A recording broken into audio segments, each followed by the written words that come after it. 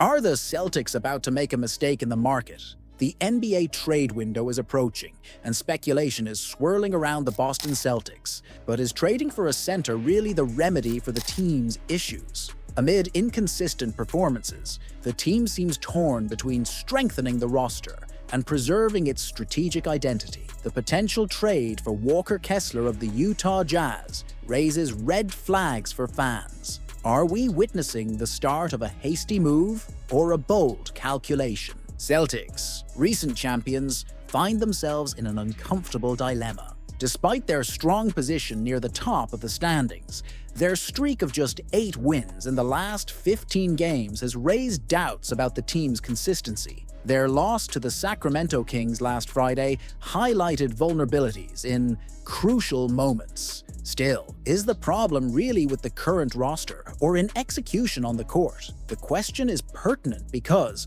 while teams like the Cleveland Cavaliers are solidifying their place at the top, Boston seems to be struggling to maintain cohesion. Are they willing to sacrifice valuable future assets for an immediate solution? What if the problem isn't the roster, but the coach? The dominant narrative focuses on the players, but few dare to point the finger at Coach Joe Mazzulla. Under his leadership, the team has wavered in crucial moments, especially against more organized opponents. Could the Celtics' real problem be the lack of a clear and adaptable tactical approach, rather than the absence of another center on the roster? Mazzulla has faced criticism for decisions such as inconsistent rotations and an insistence on offensive systems that don't always maximize the roster's talent. Why sacrifice future assets in a trade when the problem might be on the bench? Perhaps Boston needs adjustments in leadership, not in the lineup.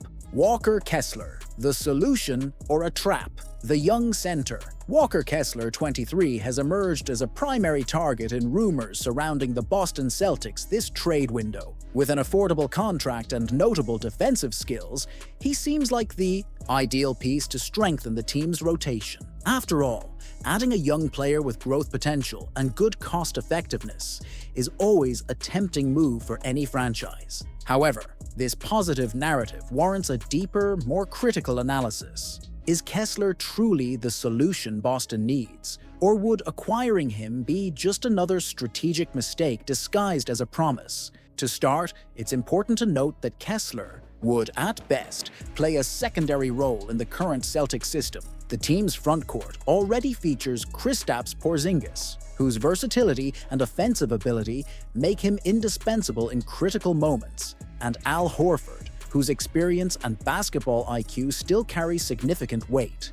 Adding Kessler would position him as a third or even fourth option, with limited impact in games requiring greater tactical flexibility, especially in the playoffs. Another concern is the cost of this potential trade. Danny Ainge, known for being a shrewd and relentless negotiator, would likely demand at least an unprotected draft pick to release Kessler. This would put Boston in a precarious position, considering the team already faces financial challenges in maintaining its expensive and aging core. Sacrificing valuable draft assets for a player who won't have an immediate or revolutionary impact could be a grave mistake. Additionally, Kessler's arrival would be, at best, a questionable adjustment to the Celtics' playing philosophy. Boston has prioritized an offensive spacing style with all 5 players capable of shooting from the outside, maximizing the efficiency of stars like Jason Tatum and Jaylen Brown. Kessler, despite his defensive solidity, is limited offensively and could disrupt this dynamic. Is a center with these characteristics worth the high price,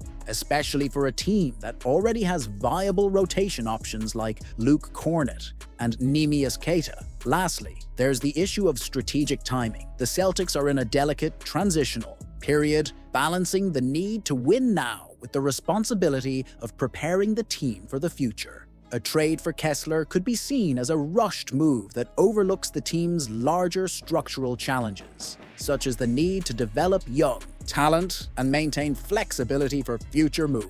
Was Kristaps Porzingis the wrong choice? Now, let's delve into a more controversial reflection. What if the Celtics' true mistake isn't in this potential trade, but in an earlier decision, the trade of Marcus Smart for Kristaps Porzingis? before the season was widely debated, but few consider it as the root of the team's current issues. Marcus Smart wasn't just an elite defender. He was also the emotional heart and glue that kept the team united during adversity. His departure left a void in the team's defensive identity, something that even Porzingis' offensive talent hasn't been able to fill. While Smart brought intensity and leadership, Porzingis offers undeniable offensive skill, but sometimes it seems misplaced within the Celtics system. With Porzingis on the roster, Boston has become more dependent on mid- and long-range offense, sacrificing some of the robustness and balance that once defined the team. His arrival has added versatility to the offense but exposed defensive weaknesses,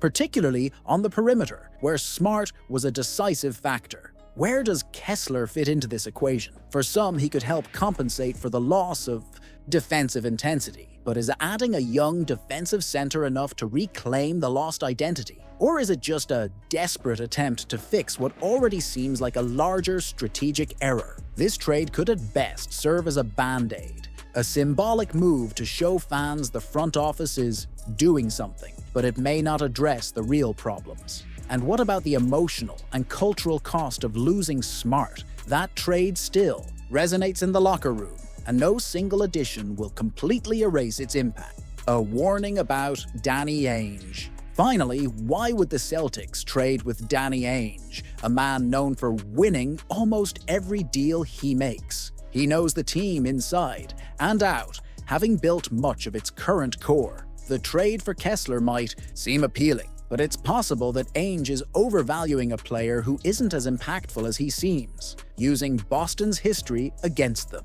Could Boston be about to get duped by the very architect of their success? Kessler may not be the prize he appears to be, and Ainge, as always, could be planning to come out on top, leaving the Celtics with an overvalued a questionable strategy. The numbers don't lie. Kessler, while defensively efficient, has clear offensive limitations, particularly outside the paint. The Celtics have relied on a spacing-based offensive style with 5 players capable of shooting. Adding Kessler to this system would be like forcing a puzzle piece into the wrong place. And the cost? Boston would have to part with critical draft assets, such as their 2025 or 2031 picks. This could seriously harm the team's flexibility for future rebuilds, especially as the current core, aging and expensive, will eventually need to be revamped. But what do you think? No one expected Celtics fans to be so divided. On one side, the urgency for immediate results demands change.